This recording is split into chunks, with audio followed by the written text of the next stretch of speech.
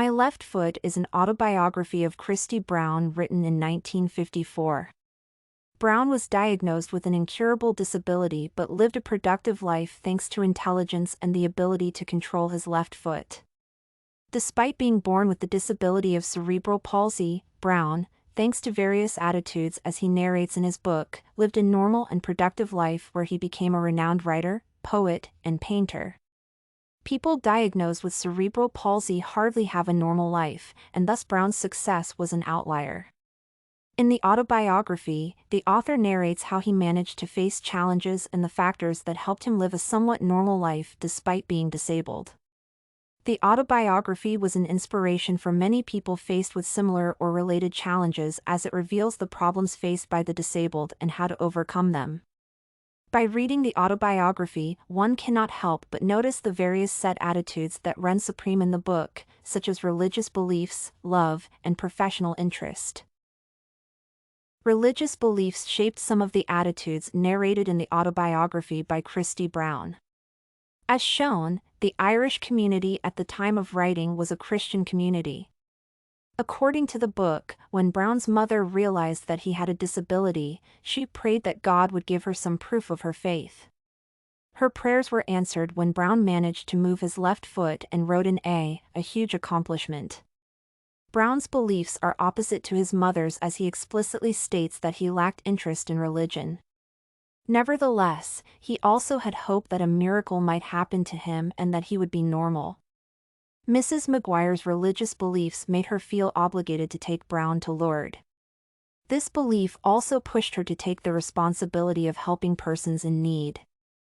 As seen, most attitudes adopted in the book by various characters resulted from the views held by an individual or the community. Other sets of attitudes adopted by many characters in the book were shaped by family love and commitment. This love is manifested in the text through Brown's mother and Dr. Robert Collins. The attitude toward love is crucial for the author's well-being, as without love, he would have found it difficult to navigate through life as he did. Brown's mother shows exceeding love to him just as a mother can by ensuring that her child gets the best medication she can afford.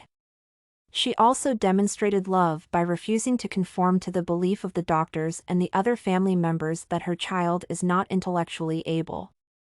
It is this love for her child that made her pray for him, as the book states in the book. But mother wasn't content just to say that I was not an idiot, she set out to prove it, not because of any rigid sense of duty, but out of love. Thus as a believer, she did all she knew to help her child, and her prayers were answered when Brown moved his left foot.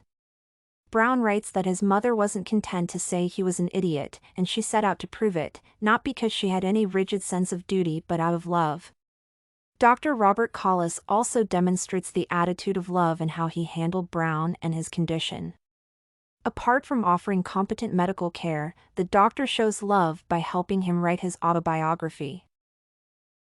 State science shapes another set of attitudes in the book regarding the community and professional interests.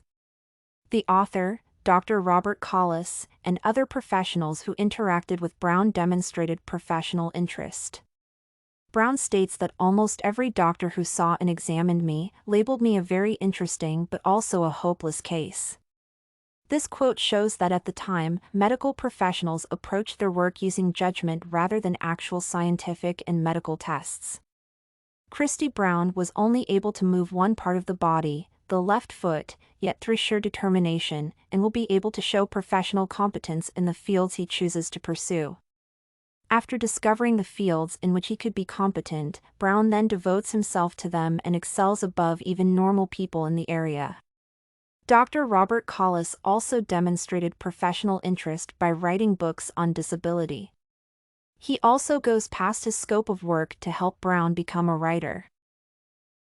In conclusion, the attitudes shaped by religious beliefs, love, and professional interest run supreme in the book under review.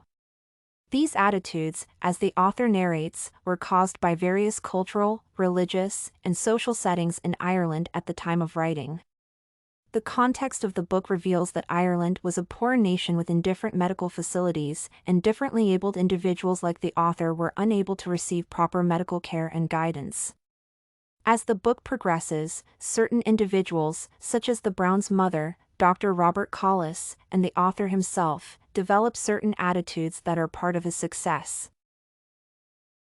This and many other essays are available at studycorgi.com.